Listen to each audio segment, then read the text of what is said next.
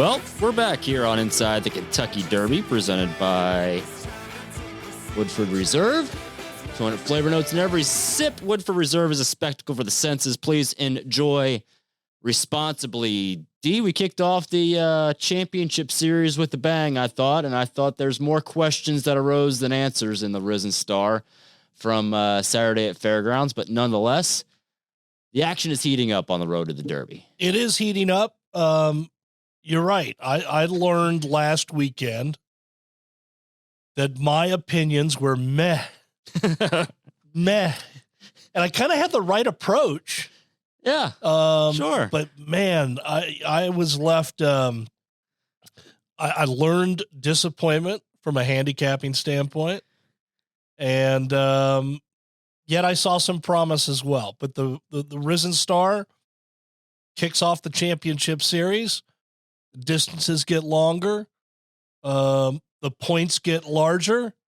And, we had a decent performance over a route of ground. Yeah, we'll talk about all the Risen Star, news and notes and everything to go out of there as Angel of Empire, the Pennsylvania bred, ended up winning the Risen Star to kick off the other Cox. The other Cox. Correct. The other Cox ended up winning Saturday's Louisiana Derby on Louisiana Derby Preview Day down at Risen Star on Louisiana Derby Preview Day down at Fairgrounds. Coming toward the quarter pole, it's Harlow Cap as Two Phils looms up on the outside toward the rail, looking to stay this pace as they straighten for home is determinedly with under a quarter of a mile to run.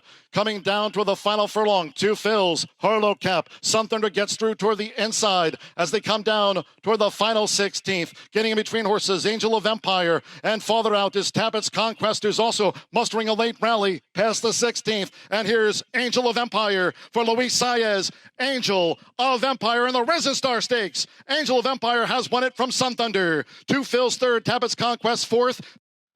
The other Cox gets it done. Boy, and how about it? 29.40 on the win.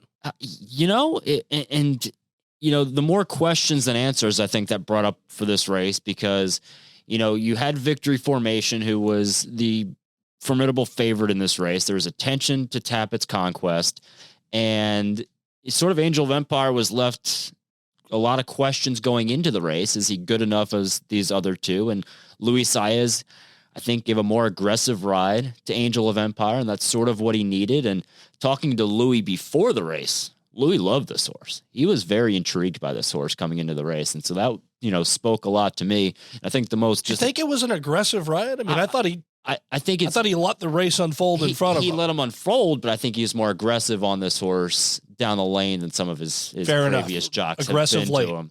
And and Brad Cox, here's a guy that's just ruling this road to the Derby. He has 8 points right now, or 8 horses on this leaderboard right now that have earned points so far on the road to the Derby leaderboard. Well, he collected his 2000th career win over the weekend. He went 4 for 11 with purses of $418,000 on Saturday at Fairgrounds alone. So, yeah, it's his world. We're living in it. The race kind of unfolded much like we talked about. We thought this would be a very fast pace. It fell apart late. My money was on Krupe, who was, he was so far back. In fact, let's see. I'm going to look at this chart.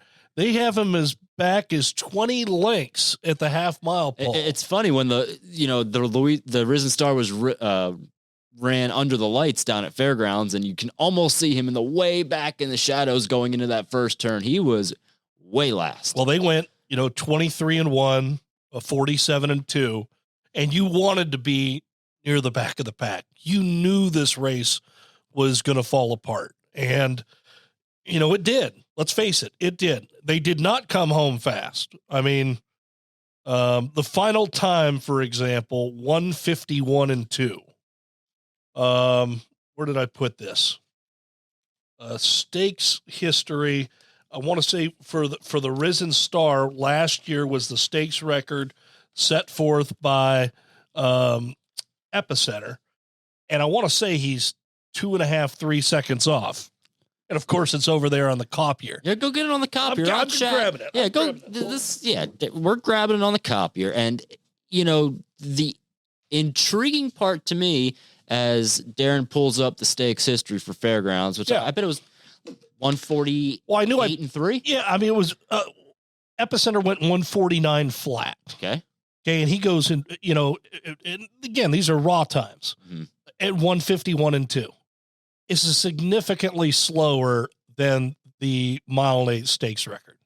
To me, the interesting part about Fairgrounds on Saturday was when I was there watching the races unfold and the temperatures were falling as the day was going on. And so it was pretty cold outside. I was wearing 2 jackets by the time that horse ran. And at the start of the day, I was noticing that the track man down there ended up grading the inside part of the racetrack, I'd say fairly deep after the races on Friday. So then there was some rain. And then to start the card on Saturday, the speed on the rail held up for about 2 races. And then it just got pretty much even throughout the day. But I thought it got a little slower as the day went on. And I thought in the 1X race, which was the Dennington victory, who rallied from off the pace, who earned a very fast figure. I thought that race obviously came back faster than the Risen Star, but I thought the track overall got a little bit slower. And the question I think that's going to arise from a lot of people's mind is it Angel of Empire a benefit of that pace collapse in that race, or do you think that he's going in the right trajectory leading into the next prep of races? The answer can be both. Yeah. And I believe it's both. Yeah. He took advantage of the pace. He took a step forward. That's all you can ask for. He accrued points on the trail.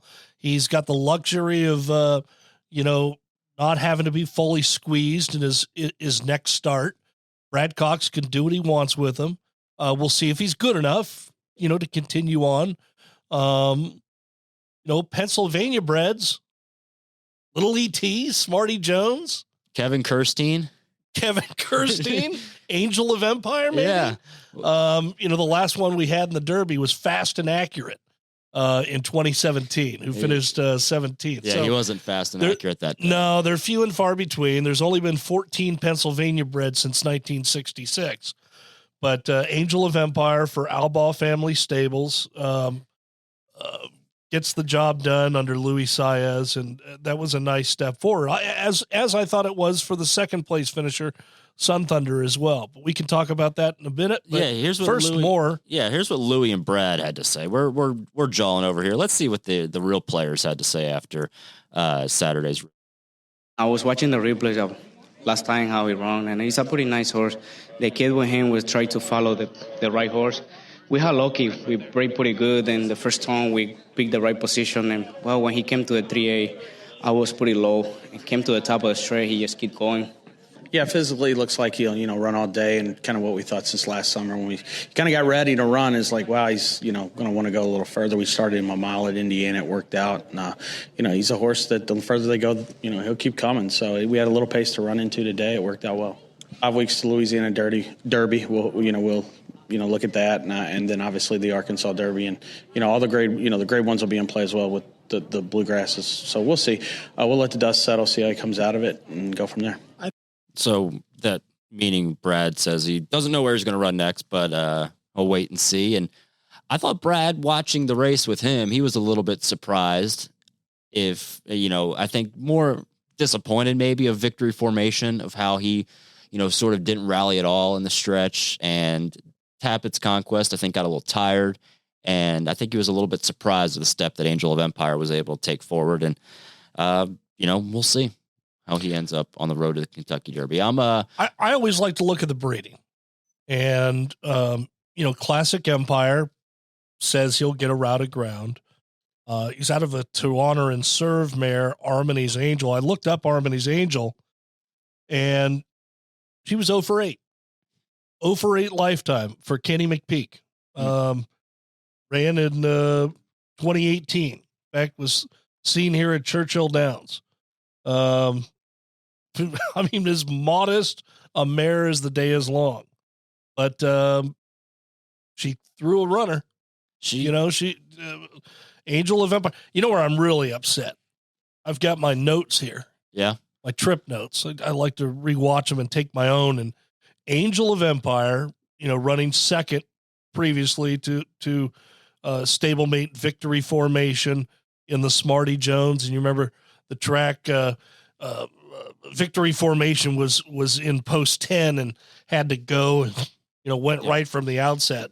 And, and I have here for Angel of Empire, took back to avoid 5 wide in the turn, tracked on the rail, perfect trip, good.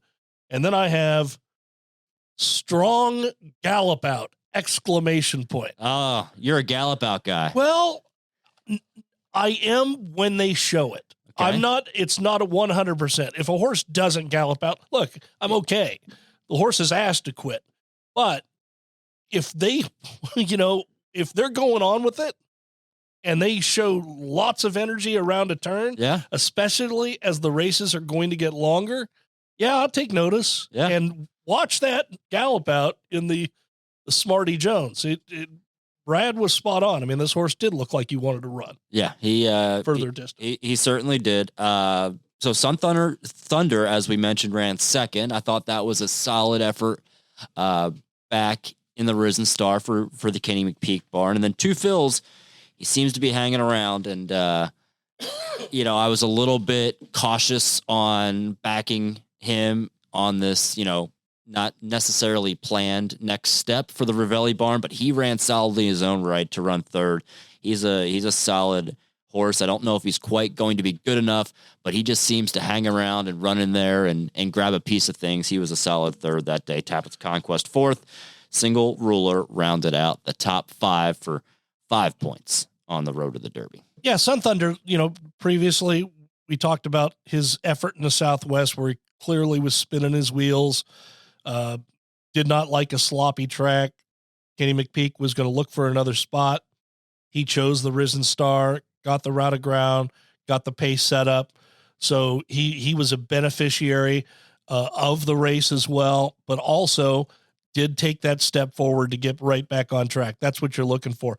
Two Phils just continues to show up. This is a fun horse. Yeah. He's a fun horse, his first time out, he finished 5th. He was nowhere in the Breeders' Futurity, but every other race he's been competitive. And, this horse will continue to make some noise. The rest of them, Victory Formation was the big disappointment. I mean, to be undefeated, is it the route of ground, do you think? Did the Tappert catch up to him? It could have, and Brad said that, I do need to go back and watch the replay a couple of times. And as I was asking him the question, as he was watching the replay on the big screen and, and you just watch him sort of switch leads late and get tired. And I don't know if it was a tired thing or something happened in the race, but it was quick pace. It was a quick pace. Chased it. Yeah. But you would think if a horse is that good, I mean, it was a quick pace, but they're going 112. They're going to go 110 in the Derby for a mile and a quarter. And so if he's, 10 lengths off of a 110 pace, you would think that he's going to be able to hold around, which would be around a 112 3/4 time. And so I don't know, maybe he just didn't have it that day. And he was fairly disappointed. And then Tappett's Conquest to Florent Giroux said he just simply got tired. I think he's going to learn from this race, but he got tired in the lane and wasn't able to show that final punch. So the lessons here, moving forward, when we see these horses resurface, do we take the results of the Risen Star with a grain of salt, knowing that it's a fast pace, it was a setup, and it kind of collapsed and benefited the ones that were behind? Do you give the horses that were on or near the lead another chance? Here's what my big takeaway out of this race going forward is I'm waiting for someone to simply step up against a solid field. We had Arabian Night, who we knew how impressive he was going to be. So he's sort of the leader in the clubhouse. We're waiting on Forte to show up in the Fountain of Youth. Who else are we waiting for out there to really wow us to then show up against these type of horses? Like, these horses are okay. It's as if we have not talked about this, right. But this is as if I was told the other day when they crossed the line, I was the old man, get off my lawn. Yeah. Because I was just kind of underwhelmed. Yeah. And we're hard to please. Right. Look, you're right. Arabian Night and Forte are who you have to run as fast and catch. Right. Like, say if Rocket They're not doing it right now. Say Angel of Empire and Rocket Can and Sun Thunder and I don't know, Hit Show up in the next race together. I don't know. Well, it's a good race, but they're not as fast as the top two that we talked about. It's like they're okay. Yeah, and so, okay. But we're going to see we're trying to keep it real here, folks. Like, that's our point on this podcast. Right, we're going to have shippers in the Louisiana Derby that are going to run against Angel of Empire and Sun Thunder if they show up there in two fills. And it's sort of going to be like, okay, well, in the next 2 weeks, are we going to see someone wow us in the Rebel that would ship in for a race against these type of horses? Or are we going to see someone wow us in the Fountain of Youth and that would wow us against these horses? That's the big answers that we're going to have. And I would love to own any one of these horses. Absolutely. Any one of them. They're great horses. They're good horses. But I know who I have to run down. Right, exactly. So that's, sort of where we're going in the next 2 weeks on the road to the Derby. Well, we thought we had one of those possible horses on the road to the Oaks. Yeah. In Hoosier Philly. Wow. That was disappointing. I'll tell you what. So disappointing. And then you try and find the excuses for her where there's some excuses there. She stumbled very badly coming out of the gate. She was relegated to last in a weird stumble. It was a weird. Wasn't it like a stride or two after she broke? Yeah, it was like she broke and then went down almost to her knees, and then she went to last, and they're going slow up front, and she really slow. And so she impressed us, I think, the most, being able to show some of her natural speed, just, being able to not be, choked back and asked for one run. She was able to just sort of go into her own stride. And so if she was able to show some of her natural speed and stride around the turn and up the backside, she would have been challenging for the lead after stumbling at the break. So Edgar Morales ended up, being in a tight spot in a very short field, and she just didn't show that same punch in the stretch. And it just goes back and thinking to me, yeah, she had excuses, but is this another instance of a very talented filly at 2 not being able to turn the tables and show it at 3? Hadn't considered it that way. I immediately just fell for the eyeball test again. Yeah. I mean, look, the speed figures at 2 were not spectacularly fast. No. But I know what I saw. Yeah. And I bit hook, line, and sinker. Look, special horses overcome those things that you just talked about. Mm-hmm. Right. They weren't the really good ones will find a way. And, it was a nice race, and she's a nice filly. Yeah. She didn't overly impress me in the paddock and on the racetrack. She almost looked, I don't want to say gutted, but it almost looked like she didn't look the same as she did in the Goldenrod here at Churchill. And so I wonder if it was almost too much too soon. The Amos camp said she came out of the race fine. They'll go for another day. And, you watch sort of the videos from afar of her preparation into this race, and she sort of looked the same on her stride and then the way she was doing things and training on the track.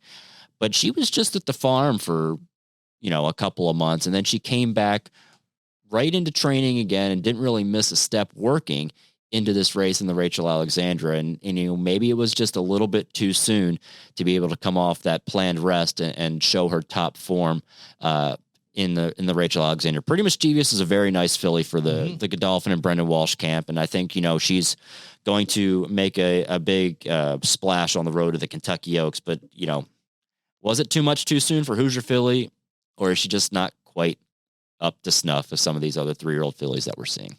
All I know is she can only get better from there. You would hope. And Chop Chop was disappointing too. I mean, Chop Chop was bad, but Pretty Mischievous is a very nice filly progressing for Brendan Walsh. Miracle was the pace setter, and put in a good fight at 13-1 for Todd Pletcher. But Hoosier filly, very underwhelming. Let's talk about some of these other horses that we saw run on the undercards. And let's see. You want to start with Bishop's Bay, Brad Cox. I'll tell you what, Fast. he very fast figure, and I don't think the team was necessarily thinking that the figure was going to come back as fast as it did, and it did. And how do you rank the Brads at this stage? And I told Brad that we need to have him on the podcast. He pops in and out of Louisville at some point. So the next time he's in Louisville, he's coming here and he's going to sit on this couch right in our office, and we're going to rank the Brads with him. Cause I don't know how necessarily this horse ranks amongst some of his better horses. He was impressive and fast. Just who did he beat and how can he move forward out of this race? Well, he ran 1-2. It's his world, right? He beat his first mission in there. So that was a good 1-2 punch, albeit going 6 furlongs late in the game, but it's nice to break that maiden. You also had on the undercard. Now, speaking of the eyeball test, here was a horse, speed figures versus the eyeball test. Dennington prevails by a neck at 8-1 over Cagliostro. And Cagliostro was that horse that I thought was a good play at 6-1. Got a slow figure while winning at Fairgrounds because he sat down at the start. But he looked real nice. That was a tough beat for yours truly at 6-1, but Dennington gets the job done, and Tappet Shoes was third. And then the horse that I was really looking forward to in here that I thought was a great bet on the stretch out was First Defender, and he just couldn't get the job done. No, he wasn't quite good enough for Johnny V, who came in town to ride him. And the Asmussen camp really liked him as well, too. And so he was disappointing. I thought Cagliostro was going to move forward out of this race big time, speed figure wise, big time improvement from his main ranks. And it was very fast for Dennington, who ended up beating him as well. Tappet Shoes, who's the half to Cyberknife, it seems like he has more of the Cyberknife mental struggles at this stage than Cyberknife ended up doing. When he won this race last year, Cyberknife won the same allowance race, sort of seemed to click, and then he went in to win the Arkansas Derby after this. I don't think it's quite clicked yet for this horse, but I thought this race was a definite improvement than what we saw last time, and so he may be one of the ones that over the summertime, his best will start to show. It's just not quite there yet mentally for the spring Triple Crown series. I think he's going to be one in the back half of this year that's going to be one of the more impressive 3-year-olds that we're going to see.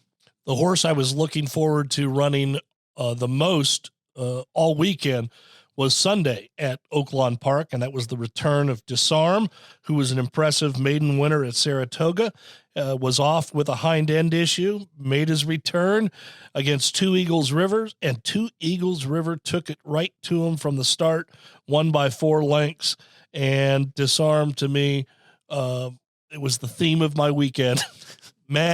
Disappointment. And then Chris Hartman is just ruling the world down at Oaklawn. Can't let any of his trainees sort of on the lead like he did. And Two Eagles River showed, I don't think this race was a key allowance race on the road to the Derby.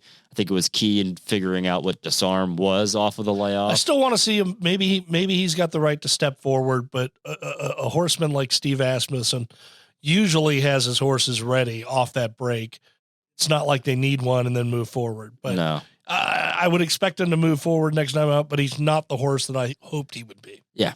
And maybe moving forward, but I don't think it was the keyest of allowance races down there at Oaklawn. No, and then we didn't preview this race, but it's worth noting. The Miracle Wood was run at... Hang on. As soon as we got off the air last week, you slammed the desk and said, "Oh, we forgot the Miracle Wood." The best part is I would have been touting the runner-up, Prince of Jericho, because that's the weekend I had. Yeah. No, Coffee with Chris got the job done at 7-2, beat the favorite Prince of Jericho for Brittany Russell, and I thought Prince of Jericho was an absolute a big player in there, and Coffee with Chris turned the tables for John Salzman Jr. That's a step towards the road to the Preakness more so than the road to the Derby. Some other maiden winners over the weekend. Nautical Star. That was one thing I did have right down there at Oaklawn. There you go. Got the job done at 5-1. Heroic Move was a winner for Brad Cox, going a mile in his debut. Came back in a modest speed figure, but Son of Quality Road, we'll see where he ends up next time out. It was a interesting weekend, frustrating weekend. Now, how was it? Now that we've gotten through the racing. Yeah. Okay, now we need tales from the trip. KK, first of all, what's the best meal you had down there in New Orleans? That's tough. And I'm sorry, New Orleans. So let's start off this way. It's Mardi Gras season down in New Orleans. And Mardi Gras season means partying and drunkenness across the entire city. I don't know how people in New Orleans survive. Because, I mean, it's just nonstop partying. A lot of Woodford Reserve. Is it safe to say each of the 200 flavor notes is noticed? It is absolutely noticed. Okay. And so I get down there Thursday afternoon or Thursday morning, and I'm walking out of the ramp on the plane, and I noticed some sounds going in the Louis Armstrong Airport. There's a parade going on in the airport. I mean, that's how I start off my trip to Mardi Gras. So then I went over to the track caught a couple of races over there, and I'm staying with Travis Foley and his wife, Patsy. And so I didn't want to really navigate the city during Mardi Gras. This is perfect. Travis is going to the track every day. I'll just, hop a ride with him. So I stay on their couch, and we get over to the barn area on Thursday. They have a runner in the 7th race. And so hang around the 6th race, and the 7th race they run and didn't run all that well. Greg Foley comes back and he said, "Where are we eating dinner tonight?" When Greg wants to do dinner, you do dinner. You do dinner right. Right. And so then we run into Scott Blasi. "Where are we getting some mud bugs tonight?" Yeah. So we ended up going to this place called Lakeview Harbor on Thursday night after the races. And so they have a deal, 3 pounds of crawfish for $15. So we start the ordering around the table. Blasi orders 3 pounds. Greg orders 3 pounds. Travis orders 3 pounds. They come to me and I say 6 pounds. They all look at me like, "What? You're going to eat 6 pounds of crawfish?" 6 pounds of crawfish is nothing. Not what you think it is. No. And so it's a lot of work, though. I tell you that. It's a lot of work for a little meat. Right. A lot of work for a little meat. So then Patsy's there, who's the resident Cajun. I said, "All right, fine. We'll just split them." And then Greg's wife ended up ordering chicken wings. So there's, 5 of us at the table eating crawfish, and Patsy probably ate about a pound of the 6 pounds of crawfish that I had. I'm like, "All right, well, let's get some more." Yeah. Order up 3 more pounds. Blasi orders 3 more. Greg orders 3 more. I think we ended up going through 31 or so pounds of crawfish between the 5 of us at the table. I mean, and it's a deal when you're peeling crawfish, because you got to suck the heads to get the fat and the juice out of it, and then work the knuckle. My hands were as clammy could be. Did you have any oysters? Yes. So then we went on Friday night. We went to a place called Drago's, which is a seafood joint. So good. Ben Huffman, he said it was his favorite spot down there. And so, we followed Ben's lead. We went there, had some charbroiled oysters, and then I had the crawfish trio is what it was called. Crawfish etouffee, a crawfish cake, and crawfish mac and cheese. They stuck broccoli on my plate. That didn't, get consumed at all. And then we had to show Ben a little bit on the town too. And so, and Buff Bradley ended up coming to dinner with us too. He was a longtime trainer, now Keeneland employee. And so we showed Ben and Buff's girlfriend, Joe, the dive bars in Metairie, Louisiana. Love it. And, it was quite the scene. New Orleans is great. It's a great town. It's a fun time to go down to the fairgrounds, and especially during Mardi Gras season. And, Endymion, which is their biggest parade, happened on Saturday right outside the fairgrounds. And so leaving the track on Saturday, it was cleanup scene. Endymion is the parade that goes, I think, into the big stadium downtown where the Saints play in the Superdome. And so, well, I didn't realize how big it was. It's so big, the fairgrounds didn't run on Sunday. Yeah. Like, that was new. I don't remember them going on a dark day because of a parade. And they run Monday and Tuesday for actual Mardi Gras and Fat Tuesday, but they don't run the Sunday after Endymion. Yeah. And so the race trackers, luckily I was able to get out of town on Sunday morning, because I don't think my liver would have been able to handle Sunday with the race trackers during the parades. because they went hard on Sunday since they were all stuck at the track on Saturday. Good stuff. Yeah. All right. So next week's road to the Derby, we venture down to Oaklawn. You're going to be going down there for the Rebel. We do have some news out of the Bob Baffert camp where the injunction that they were vying for was denied on Friday by the courts. Therefore, he must transfer any horse that desires to accrue points on the road to the Derby to other trainers. And we've started to see that process. We had a number of horses nominate under Tim Yakteem's name at the Rebel. Horses like Arabian Lion, Carmel Road, Hijazi, and Fort Warren, as well as Reincarnate. And those horses are also nominated to the Gotham as well. It looks as if Reincarnate's going to hop on a plane to Memphis, van over to Hot Springs, and will be one of the favorites in the Rebel on Saturday. And then we'll have to see what happens in the March 4th, Gotham. But the horses are starting to be transferred. Therefore, they can become available and eligible to accrue points. Yeah, it's I think the Rebels, I don't want to sound, like a replay again of last week. I think the Rebel is a very, very, very key spot next week on the road to the Derby. It sounds like there's a lot of top competitors ending up there, including what you said from the Baffert camp, sending him there, Reincarnate, and Brett Cox is going to have another couple horses there. Red Route 1 for Asmussen's likely to target there. So I think I like that horse. There's going to be some interesting results out of the Rebel next week for $1 million down there at Oaklawn. Well, we'll preview that on Thursday. If you enjoyed our podcast, please leave a review. Got the ability to do 5 stars. What do you think today was? Well, it's interesting. I based on the weekend and my betting and my bankroll, I have to admit, I think it was a 2-star performance. Yeah, but I feel like the way that I felt yesterday going through the airport and into today, into the track, I thought I did a heck of a job pulling things together, D. KK gets 5. Come on, give me 5 Give stars. KK 5 stars. Yeah. I'm going to take 2.